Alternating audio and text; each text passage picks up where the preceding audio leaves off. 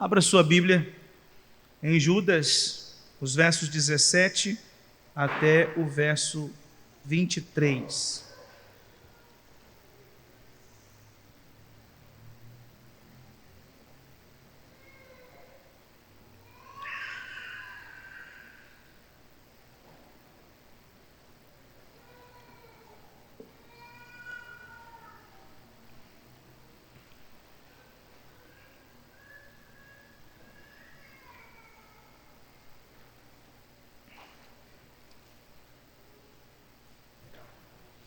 Judas, os versos 17 a 23, eu farei a leitura e os irmãos estejam acompanhando. Vós, porém, amados, lembrai-vos das palavras anteriormente proferidas pelos apóstolos de nosso Senhor Jesus Cristo, os quais vos diziam: no último tempo haverá escarnecedores, andando segundo as suas ímpias paixões. São estes os que promovem divisões sensuais, que não têm o Espírito. Vós, porém, amados, edificando-vos na vossa fé santíssima, orando no Espírito Santo, guardai-vos no amor de Deus, esperando a misericórdia de nosso Senhor Jesus Cristo para a vida eterna. E compadecei-vos de alguns que estão na dúvida, salvai-os, arrebatando-os do fogo. Quanto a outros, sede também compassivos em temor, detestando até a roupa contaminada pela carne. Irmãos, Deus disse por intermédio do profeta Oséias que o seu povo estava sendo consumido por falta de conhecimento. Os sacerdotes, eles fracassaram em ensinar a lei para o povo. Eles fracassaram em dirigir o povo de Deus no caminho de Deus. Nas epístolas de 2 Timóteo e Hebreus, nós lemos que a Escritura é esta verdade revelada, verdade inspirada por Deus que produz o conhecimento necessário. Então, os sacerdotes daquele período deveriam ter ensinado a Escritura Sagrada e fracassaram. E a Escritura é a palavra de Deus capaz de produzir em nós conhecimento do alto e produzir em nós uma vida reta e justa. Paulo, escrevendo em 2 Timóteo capítulo 3, a partir do verso 14, disse que a Escritura, ela é útil para conduzir o homem numa vida de justiça. Lá em Hebreus capítulo 4, verso 12, o autor daquela carta diz que a Escritura penetra no coração do homem, tratando as mais diversas áreas que carecem de cuidados. O apóstolo Paulo, irmãos, disse a Timóteo que a igreja, ela é a coluna e baluarte da verdade. Então, a igreja é responsável por preservar a verdade divina. A igreja é responsável por preservar a fé apostólica, a começar dos seus líderes, começando pelos pastores. Nós sabemos, irmãos, que desde o princípio a verdade de Deus está em constante ataque. Desde o Éden, Satanás tem atacado a verdade de Deus. No decorrer de todo o Antigo Testamento, nós lemos a respeito de falsos mestres. Jesus, no seu sermão profético em Marcos capítulo 13, o verso 6, disse que os últimos dias seriam marcados por falsos mestres. E os seus apóstolos fizeram a mesma coisa. Alertaram o povo contra os falsos mestres. O apóstolo João, irmãos, recebeu aquelas cartas do próprio Senhor Jesus, referentes às 7 igrejas da Ásia Menor, e das 7 igrejas, 5 já haviam começado a cumprir a profecia de perversão, de corrupção e de apostasia. A igreja de Éfeso abandonou o primeiro amor. A igreja de Pérgamo estava repleta de corrupção, imoralidade e heresia. A igreja de Tiatira era tão perversa que o Senhor ameaçou matar alguns dos seus membros. A igreja de Sardes estava completamente assassinada por apóstatas. E a igreja de Laodiceia era morna, que causava repulsa no Senhor. A palavra de Jesus em relação a esta igreja é: vocês me causam tanta repulsa que a minha vontade é de vomitá-los. Em nossos dias, os apóstatas continuam infiltrados nas igrejas, trazendo males, corrupção, apostasia, engano, mentira, perversão. Hoje os falsos mestres continuam dizendo as mesmas coisas dos mestres falsos do passado, que o inferno não existe, que o inferno é uma invenção da igreja para prender os fiéis. Continuam dizendo que o sacrifício de Cristo, ele não é suficiente para a salvação, o homem precisa fazer algo além. Os falsos mestres do nosso tempo continuam dizendo que a Bíblia não é a palavra de Deus. Estes também dizem que a Bíblia precisa ser atualizada. Esses dizem que determinada ideologia política é o próprio cristianismo, é uma própria interpretação do cristianismo. Estes continuam dizendo que a Bíblia não é suficiente, por isso os homens carecem de novas revelações. Judas estava preocupado com aquela igreja, porque aquela igreja estava sendo alvo de falsos mestres, dirigindo a igreja na contramão da palavra do Senhor. Aqueles homens estavam infiltrados, pervertendo as ovelhas de Cristo. Perceba como aquele autor, Judas, fala a respeito desses homens a partir do versículo 3. Recapitulando tudo aquilo que nós vimos no decorrer do final do ano passado, ele diz que esses homens, eles se infiltraram na igreja, eles se infiltraram com dissimulação, eram homens ímpios, homens libertinos. A partir do verso 5, ele começa a trazer uma série de adjetivos a respeito desses homens. Eles são imorais, eles são rebeldes, eles são incrédulos, eles estão entregues a todo tipo de revelação, eles são promíscuos, eles são difamadores, eles são insensatos. A partir do verso 12, Judas diz que esses homens são como rochas submersas, ou seja, eles estão no meio do povo, eles estão escondidos no meio do povo para causar dor, perversão. Homens que pastoreiam a si mesmos, eles estão preocupados tão somente com a sua reputação. Nuvens sem águas, ou seja, eles são homens que prometem, mas não cumprem. Até as suas próprias profecias, as suas próprias revelações, elas não se concretizam. São homens sem frutos de justiça, homens sujos. Verso 13 diz que eles são como ondas bravias do mar que espumam as suas próprias sujidades.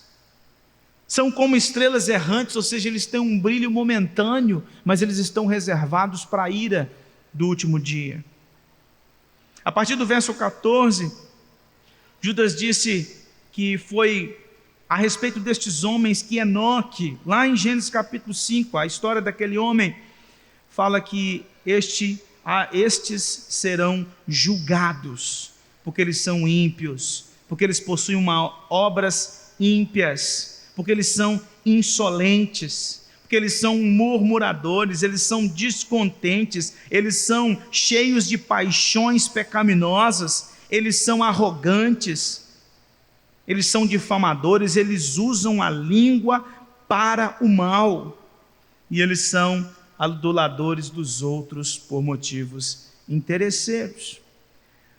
Depois de Judas, a partir do verso 3, trazer para aqueles crentes uma leitura a respeito dos falsos mestres, um quadro a respeito dos falsos mestres, a partir do verso 17, ele se volta agora para os crentes.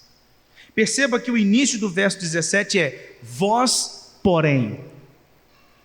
Depois de falar a respeito de todos aqueles homens, ele se volta agora para a igreja.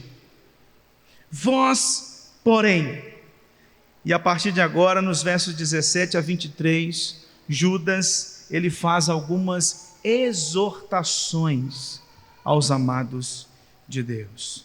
Judas inicia chamando estes irmãos de amados, uma forma que ele usou inclusive lá no verso 3, amados, e o que ele disse também no versículo 1, que nós somos amados de Deus. Então Judas está dizendo o seguinte: vocês são os meus amados, eu vos amo porque eu sou irmão de vocês, mas vocês acima de tudo são amados por Deus. Então, vós porém, amados, vós porém, cristãos, vós porém, igreja do Senhor. E aí ele traz algumas exortações. Primeiro, lembrando aqueles crentes de que eles precisavam refletir a respeito do ensino apostólico sobre os falsos mestres. Eles precisavam edificar a fé deles na palavra do Senhor. Eles deveriam preservar uma vida de oração. Eles deveriam descansar no amor de Deus em Cristo. E eles deveriam socorrer aqueles que foram contaminados pelos falsos mestres. Então vejamos aí cada uma dessas partes do texto. Primeiro os versos 17 a 19, onde Judas convoca a igreja a manter a vigilância. Vós, porém, amados, lembrai-vos das palavras anteriormente proferidas pelos apóstolos de nosso Senhor Jesus Cristo, os quais vos diziam: no último tempo haverá escarnecedores andando segundo as suas ímpias paixões. São estes os que promovem divisões sensuais, que não têm o Espírito. Depois de apresentar o estilo de vida dos falsos mestres, Judas então exorta os crentes a se lembrarem dos ensinos dos apóstolos. Ele diz o seguinte: vocês foram ensinados pelos apóstolos. Os apóstolos lembraram vocês da existência dos falsos mestres nos últimos dias. Em 2 Pedro capítulo 3, verso 3, Pedro disse: tendo em conta antes de tudo que nos últimos dias virão escarnecedores com os seus escárnios, andando segundo as suas próprias paixões. O apóstolo Paulo disse em 2 Coríntios capítulo 11: porque os tais são falsos apóstolos, obreiros fraudulentos, transformando-se em apóstolos de Cristo. E não é de admirar, porque o próprio Satanás se transforma em anjo de luz. Não é muito, pois, que os seus próprios ministros se transformem em ministros de justiça, e o fim deles será conforme as suas obras. Os falsos profetas são ministros do diabo. Os pastores da igreja são ministros de Cristo. Os falsos mestres são ministros de Satanás. João também disse na sua segunda carta, a partir do verso 7, porque muitos enganadores têm saído pelo mundo fora, os quais não confessam Jesus Cristo vindo em carne. Assim é o enganador e o anticristo. Acautelai-vos para não perderdes aquilo que temos realizado com esforço, mas para receberdes completo galardão. Todo aquele que ultrapassa a doutrina de Cristo e nela não permanece, não tem Deus. O que permanece na doutrina, esse tem tanto o Pai como o Filho. Se alguém vem ter convosco que não traz esta doutrina, não o recebais em casa, nem lhes deis as boas-vindas, porquanto aquele que lhe dá boas-vindas faz-se cúmplice das suas obras más. Lá em Atos capítulo 20, a partir do verso 28, o apóstolo Paulo tem uma reunião com os presbíteros de Éfeso. E naquela reunião ele diz o seguinte para aqueles homens: atendei por vós e por todo o rebanho sobre o qual o Espírito Santo vos constituiu bispos, para pastoreardes a igreja de Deus, a qual ele comprou com seu próprio sangue. Eu sei que depois da minha partida entre vós penetrarão lobos vorazes, que não pouparão o rebanho, e que dentre vós mesmos se levantarão homens falando coisas pervertidas para arrastar os discípulos atrás deles. Portanto, vigiai, lembrando-vos de que por 3 anos, noite e dia, não cessei de admoestar com lágrimas a cada um. Judas diz que os apóstolos falaram a respeito dos falsos mestres. E aqui nós citamos alguns exemplos dos apóstolos exortando a igreja quanto à existência desses homens. A partir do verso 18, irmãos, Judas traz adjetivos que ele já havia usado anteriormente para enfatizar ainda mais a natureza daqueles homens. Ele diz que eles são escarnecedores, ou seja, homens que possuem conhecimento da palavra de Deus, mas escarnecem o conhecimento. Eles zombavam da palavra de Deus, eles zombavam da Sagrada Escritura, eles zombavam das profecias que procediam do Senhor. O texto diz que esses homens, eles andavam segundo as suas ímpias paixões, homens entregues a todo tipo de desejo, homens que eram cobiçosos, invejosos, invejavam as lideranças, invejavam os pastores da igreja. O texto diz que eles promoviam divisões, ou seja, eram homens facciosos. Eles estavam no meio da igreja apenas para dividir a igreja, eles não queriam buscar a unidade da igreja, pelo contrário, o desejo deles era dividir, o desejo deles era partir a igreja. Paulo continua dizendo que esses homens são sensuais. E aqui essa palavra sensuais é porque estes homens estavam entregues à sua natureza pecaminosa. Por isso que ele segue dizendo que eles não têm o Espírito.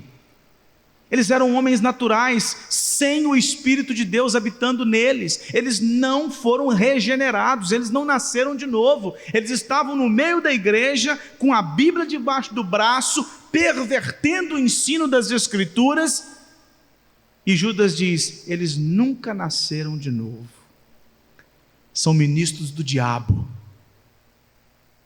São servos de Satanás no meio da igreja. Homens como Diótrefes, lá em 3 João verso 9, aquele presbítero que queria primazia no meio da igreja. Paulo disse que aquele que não possui o Espírito Santo não é filho de Deus, então esses homens não eram filhos de Deus. Tiago disse que a sabedoria do mundo ela é demoníaca, por isso estes homens eram filhos do diabo. Paulo diz também em Coríntios que as coisas espirituais, elas são discernidas espiritualmente. Então, homens naturais não têm condições alguma de compreender a verdade de Deus. Eles professavam conhecer a Deus, mas eles o negavam pelas suas obras. Irmãos, aqui no início do verso 18, fala sobre no último tempo, e esse último tempo aqui é uma referência aos nossos dias, porque os últimos dias nas Escrituras é uma referência entre o período da primeira vinda de Cristo e a segunda vinda de Cristo. Então nós vivemos nos últimos dias, desde a vinda de Cristo até o retorno dele. É a última fase da história. E estes homens estão presentes hoje, assim como eles estavam presentes lá atrás. Estes homens que são escarnecedores, ímpios, sensuais, que promovem divisão, ainda continuam em nosso meio. Irmãos, quando crentes dão ouvidos aos falsos mestres, eles experimentam atrofia na alma. Há muitos crentes que estão atrofiados na alma, porque consomem o que não presta, porque estão lendo livros que foram produzidos por falsos mestres, porque estão ouvindo canções que foram produzidas pelos falsos mestres, porque investem tempo todos os dias assistindo algo na TV ou na internet que procede de falsos mestres. Gente que está frequentando o ambiente onde os falsos mestres estão ensinando. E é por isso que Judas está alertando aqueles crentes, e esta palavra é para nós hoje, irmãos. A igreja deve ser constantemente lembrada a respeito da existência dos falsos mestres.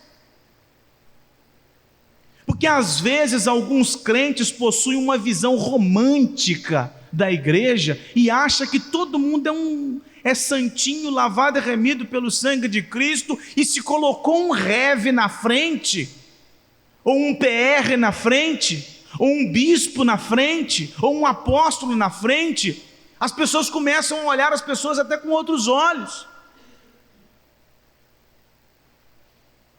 Pessoas que são enganadas por falsos mestres, que se utilizam de títulos para tirar o dinheiro dos outros, mas acima de tudo, para acabar com a alma das pessoas.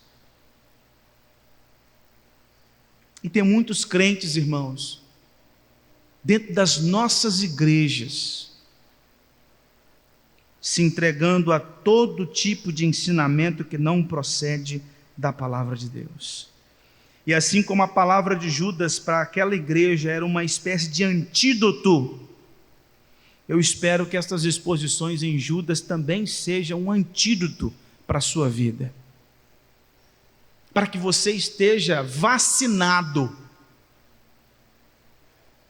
Porque às vezes a gente acha que essas coisas nunca vão acontecer à nossa volta.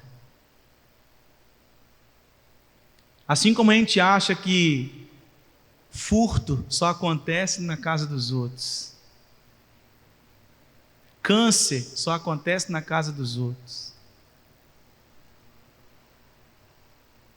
uma tragédia como aconteceu, por exemplo, com os nossos irmãos lá, Lourdinha, Cleudice, só acontece na casa dos outros, até que aquilo acontece na nossa casa. Então eu espero que você esteja vacinado. Antes, no período desta carta, Judas estava preocupado apenas com os homens que frequentavam os ambientes da igreja. Hoje em dia nós precisamos preocupar até mesmo com o que você está fazendo com o seu celular e com o seu computador. Porque eu prego aqui uma vez no domingo, dou uma aula na escola dominical e tenho um estudo bíblico na quarta-feira. Mas tem crente que de segunda a segunda está consumindo coisa na internet, está ouvindo outras mensagens na internet e às vezes eu não faço a mínima ideia de que procedência. E às vezes quando vem um sermão no domingo à noite, as pessoas ficam meio confusas. Seria muito bom que aqueles que estavam consumindo um conteúdo maldito durante a semana chegassem aqui e fossem acalmadas e acalentadas pela palavra de Deus e percebessem que aquilo que elas estão ouvindo durante a semana não presta. Mas tem muitas pessoas que não têm filtro. E elas conseguem ouvir de tudo, absorver de tudo, e no final, as pessoas, tem muito crente hoje que faz assim como os jornalistas do nosso tempo. Para os jornalistas, para o povão, igreja evangélica é uma coisa só. Tem igreja católica e igreja evangélica. Para eles não existe essa divisão do que é seita, do que é igreja verdadeira. Não, para eles testemunho de Jeová, adventista e presbiteriano é uma coisa só. O que me indigna é ver crentes que pensam assim. Como recentemente conversando com uma pessoa que perdeu um filho, presbiteriana, desde a juventude, dizendo que conversa com o filho todos os dias. Que crente em sã consciência tem essa mentalidade de conversar com um morto? Isso é espiritismo.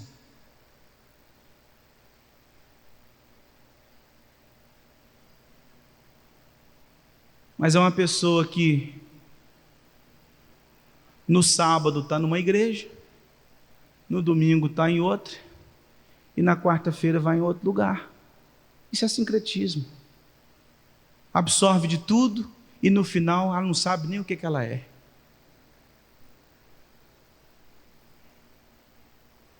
A partir do verso 20, Judas diz: permaneça no amor de Deus. Agora é uma palavra firme para a igreja. Aqui Judas está fazendo uma aplicação de tudo aquilo que ele disse desde o versículo 3. E a aplicação de Judas para aquela igreja, em primeiro momento, é: permaneça no amor de Deus. Vós, porém, amados, edificando-vos na vossa fé santíssima, orando no Espírito Santo, guardai-vos no amor de Deus, esperando a misericórdia de nosso Senhor Jesus Cristo para a vida eterna.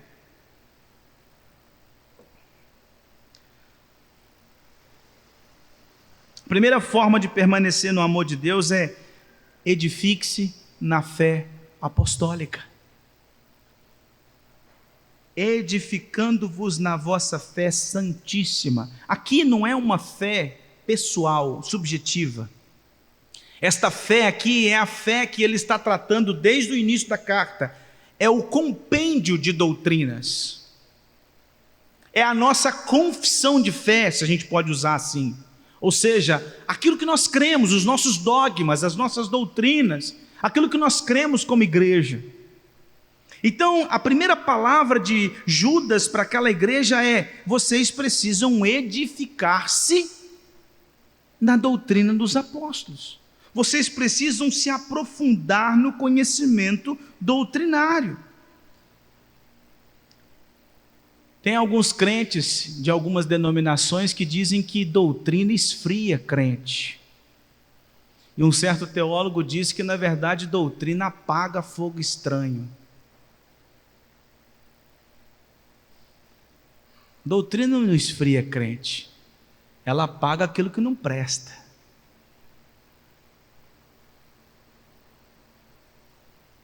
Paulo disse em 1 Coríntios capítulo 3, verso 11, porque ninguém pode lançar outro fundamento além do que já foi posto, o qual é Jesus Cristo. Paulo, escrevendo aos Efésios, disse que nós, igreja, estamos fundamentada, construída sobre o fundamento dos profetas e dos apóstolos, tendo Cristo como a pedra angular. Paulo exortou Timóteo a pregar o evangelho com fidelidade para que ele salvasse a si mesmo e os seus ouvintes. Pedro, escrevendo na sua primeira carta, no capítulo 5, verso 1, disse que os pastores devem pregar a pura e sã doutrina.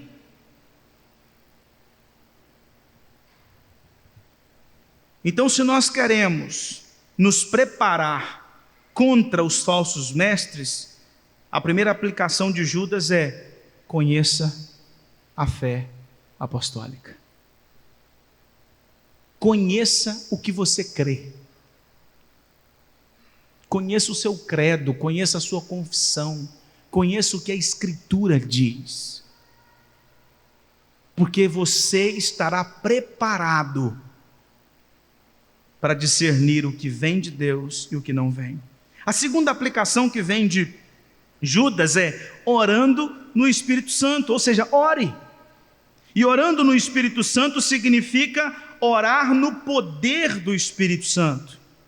Jesus disse que é necessário vigiar e orar, e a oração é um meio de graça onde nós encontramos direcionamento. Orar no Espírito só é possível para aqueles que possuem o Espírito Santo, porque no versículo 19, Judas disse que os falsos profetas, eles não têm o Espírito, mas agora ele diz que os amados, a igreja de Deus, têm o Espírito, e então, ore no Espírito.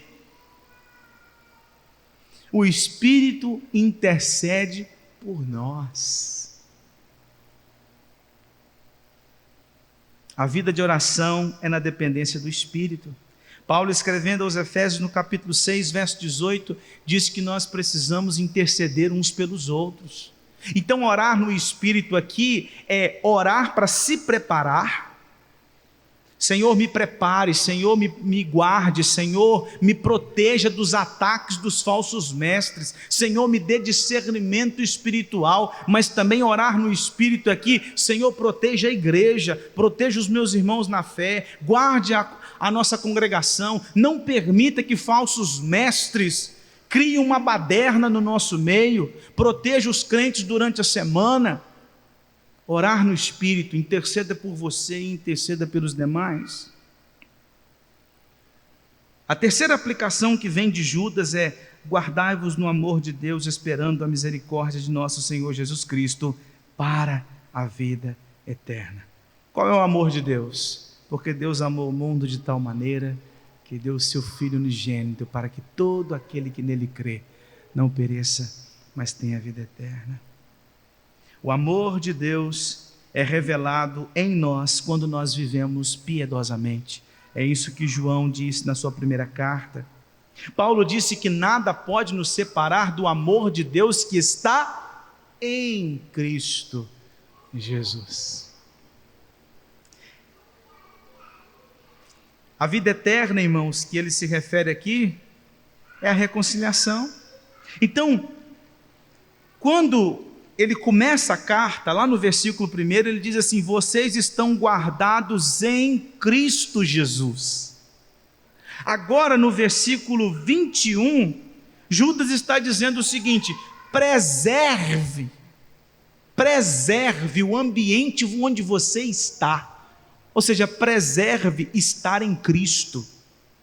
Como você preserva isso? Descansando em Cristo Jesus, descansando na obra de Cristo, descansando nos feitos do Senhor, descansando nas virtudes de Cristo que são atuantes em nós por meio do Espírito Santo. E descanse em Cristo aguardando a glorificação. Vocês foram reconciliados com Deus por intermédio de Cristo Jesus, então preservem-se no amor de Deus, aguardando a consumação de todas as coisas. Olha o que disse Paulo em 1 Timóteo capítulo 4, versos 16 a 18: porque o Senhor mesmo, dada a sua palavra de ordem, ouvida a voz do arcanjo e ressoada a trombeta de Deus, descerá dos céus, e os mortos em Cristo ressuscitarão primeiro, depois nós os vivos, os que ficarmos seremos arrebatados juntamente com eles entre nuvens, para o encontro do Senhor nos ares, e assim estaremos para sempre com o Senhor. Consolai-vos, pois, uns aos outros com essas palavras. Conheça a fé apostólica, dependa de Deus em oração, espere tão somente na obra de Cristo Jesus e não arrede o pé. E agora, ele diz a partir do verso 22, sobre a necessidade de nós salvarmos os perdidos. Mas antes de nós seguirmos para o verso 22, irmãos, nós precisamos nos lembrar constantemente que precisamos permanecer na fé apostólica. A pergunta que eu faço para você é: quanto tempo você tem investido no conhecimento das Escrituras? Quanto tempo você tem investido lendo as Escrituras, estudando as Escrituras e conhecendo mais de Deus através de bons expositores? A minha palavra aqui não é uma demonização da internet, mas é para que você se utilize dela de uma maneira sábia. Há muito conteúdo positivo, há muito conteúdo bom, que vai trazer edificação para a sua vida. Mas você precisa crescer no conhecimento. Muitos crentes estão sincréticos em sua vida cristã.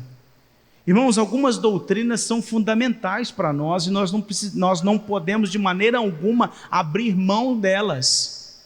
A primeira delas é a suficiência das Escrituras. Se um determinado pastor, um falso mestre, um pseudo-pastor, um falso profeta, alguém vem dizendo que a Bíblia não é suficiente para salvação e nem para santificação, você precisa estar alerta. Porque a Bíblia é suficiente. A segunda doutrina fundamental que você não deve abrir mão é da Trindade. Quem não crê na Trindade deve ser completamente descartado. A terceira doutrina fundamental é cristologia, ou seja, a doutrina de Cristo. Se alguém diz que Cristo não é tudo, que Ele não é o centro, que Cristo é um adereço, você precisa sair fora. Outra doutrina fundamental que você não pode abrir mão é a doutrina da salvação. A salvação está somente em Cristo Jesus e em nenhum outro.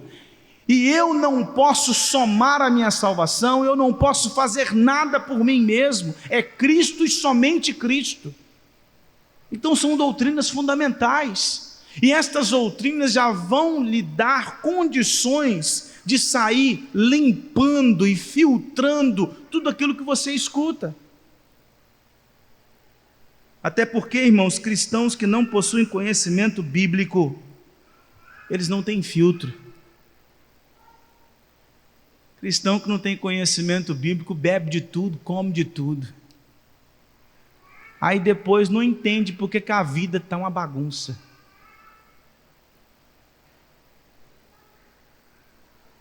Oração e estudo da palavra são fundamentais para a maturidade espiritual. Faça como Paulo, descanse em Cristo, sabendo que a coroa da justiça já está preparada. Agora, dos versos 22 a 23, Judas continua trazendo uma aplicação para aqueles crentes, dizendo o seguinte: salve os perdidos, e compadecei-vos de alguns que estão na dúvida, salvai-os arrebatando-os do fogo.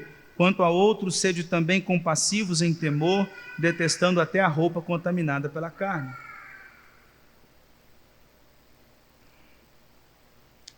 Lá em Romanos capítulo 14, verso 1, o apóstolo Paulo diz que nós devemos acolher os débeis na fé. E lá em Gálatas capítulo 6, verso 1, Paulo diz que nós precisamos, os crentes maduros, precisam exortar os crentes faltosos. Tiago, na sua carta, disse: meus irmãos, se algum entre vós se desviar da verdade e alguém o converter, sabei que aquele que converte o pecador do seu caminho errado, salvará da morte a alma dele e cobrirá multidão de pecados. É exatamente isso que Judas está fazendo aqui agora. Judas diz o seguinte: vocês precisam se compadecer daqueles que caíram na lábia dos falsos mestres. Vocês precisam se compadecer em primeiro momento, no verso 22, daqueles que estão na dúvida. Vocês precisam compadecer-se daqueles que estão assim: eu não sei se é aqui que está certo ou se lá. São aquelas pessoas que começaram a ter acesso a conteúdos que não prestam. E aí elas começam a ligar para o pastor, começam a procurar um membro que tem conhecimento das Escrituras e fala assim: eu escutei fulano de tal falando um negócio, e procede isso aí, não sei o quê. Aquela pessoa que está duvidosa, se compadeça. Judas está dizendo o seguinte: não entra de sola, não, porque às vezes nós somos arrogantes. Paulo diz que nós precisamos corrigir com mansidão e amor, dizer a verdade em amor. Às vezes a gente quer dizer a verdade a goela abaixo, e a verdade tem que ser dita em amor. Então a grande tendência nossa é falar assim: você com tantos anos de membro da igreja, não, tem amor. Jesus está dizendo o seguinte: compadeça daquele que está fraco na fé, daquele que é frágil na fé, daquele que está duvidoso. Ele fala o seguinte: compadeça daqueles que estão em perigo. Olha só o versículo 23: salvai-os arrebatando-os do fogo. Ou seja, tem gente que já está na beiradinha do inferno. Se compadeça desses que estão em perigo, gente que está consumindo demais conteúdo que não procede da palavra de Deus. Então corre atrás, ensina, orienta, traz para aquela pessoa um conhecimento bíblico. Só uma ilustração rapidinho, irmãos. Eu me lembro de um testemunho do reverendo Augusto Nicodemos. Ele foi fazer, se eu não me engano, o doutorado ou o pós-doutorado dele. Então perceba, ele já era pastor há muito tempo, um dos doutores da igreja. Ele foi fazer um doutorado ou pós-doutorado e ele teve acesso a muito conteúdo que vem de teólogos liberais. E ele ficou balançado. E aí ele, lendo aquele monte de conteúdo, ele percebeu que ele já não tinha mais interesse por ler a Bíblia, ele não tinha interesse mais em orar, ele foi se sentindo frio na fé, seco, e ele correu atrás do orientador dele. Pastor, pelo amor de Deus, me ajuda. Eu li uma série de livros de fulano, beltrano e cicrano, todos teólogos liberais, e depois da leitura de todos esses livros, eu estou duvidando se aquilo que eu acredito é de verdade. E aí o pastor dele, orientador, disse o seguinte: calma, Augusto. Lê esse livro, porque eles vão refutar tudo que fulano, beltrano e cicrano disseram. Aí ele foi lá e leu os livros que refutavam.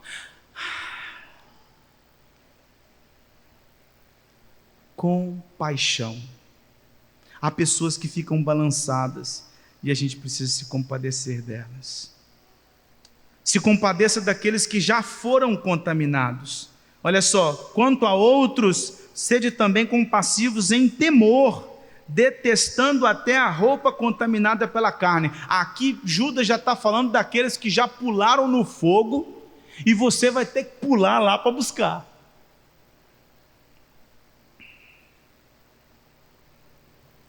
Então Judas está dizendo que é possível salvar pessoas dos ataques dos falsos mestres.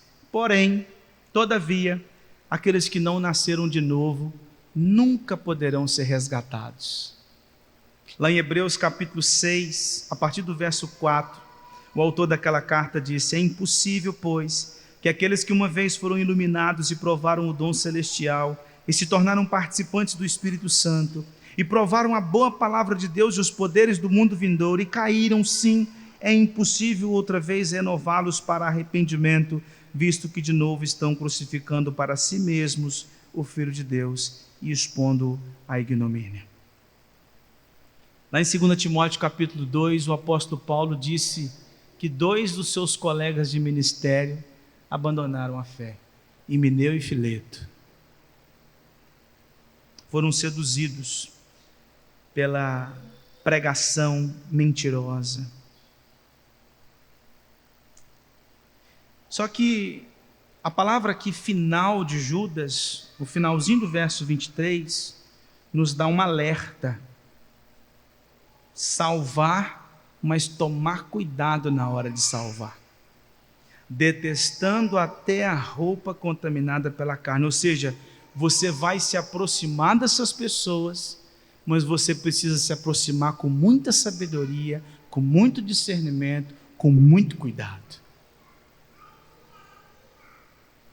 Você conhece aquela história de alguém que estava afogando? E aí a pessoa, na tentativa de tentar salvar, pulou na água para resgatar e acabou afogando junto? É isso que Judas está falando. Tem gente afogando, mas na hora de pular na água, pule com sabedoria. Se você perceber que a pessoa está te agarrando e te levando para o fundo também, larga ela e deixa afogar sozinho.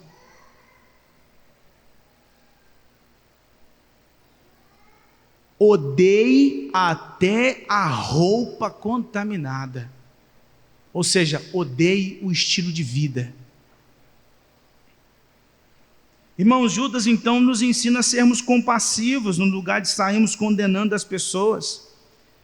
Paulo disse a Timóteo: prega a palavra, esta quer seja oportuno, quer não, corrige, repreende. Mas olha só, exorta com toda longanimidade e doutrina,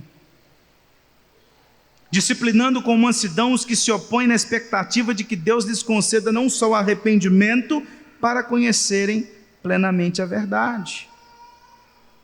Talvez você que está aqui dentro esteja em dúvida quanto à fé apostólica. Não é demérito nenhum você procurar ajuda. Talvez você está em dúvida quanto à fé cristã. Talvez você está em dúvida sobre a fé apostólica, sobre as doutrinas verdadeiras da palavra de Deus. Então procure ajuda.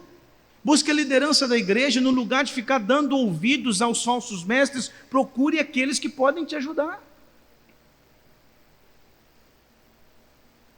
Nós precisamos, irmãos, tomar bastante cuidado na hora de socorrer aqueles que estão afogando. Você não pode de maneira nenhuma abrir mão dos seus princípios, valores e do conhecimento da palavra.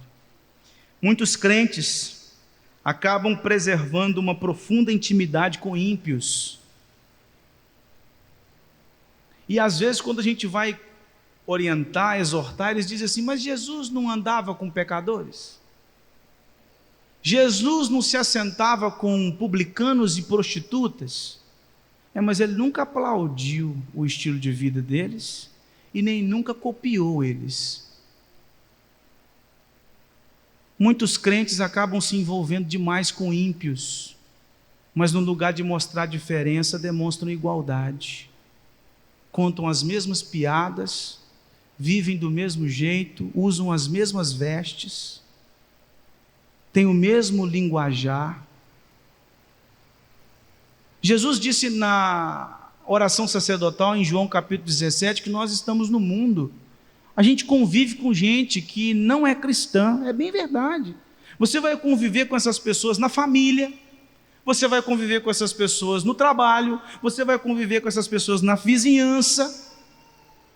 Não há mal nenhum conviver com essas pessoas, mas como é o nível de intimidade com essas pessoas? Porque às vezes crentes são mais induzidos a viver do jeito deles do que induzi-los a viver do seu jeito. E às vezes estão frequentando os mesmos lugares e fazendo as mesmas coisas, e aí no final das contas ainda escutam dizendo: isso porque é crente.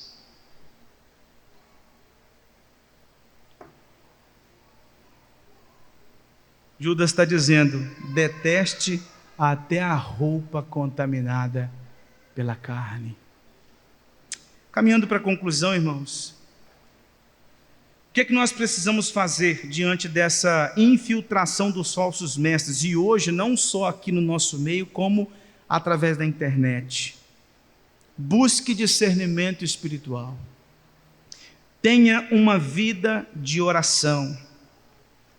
Descanse na esperança de Cristo e socorra aqueles que estão seduzidos pelos falsos mestres.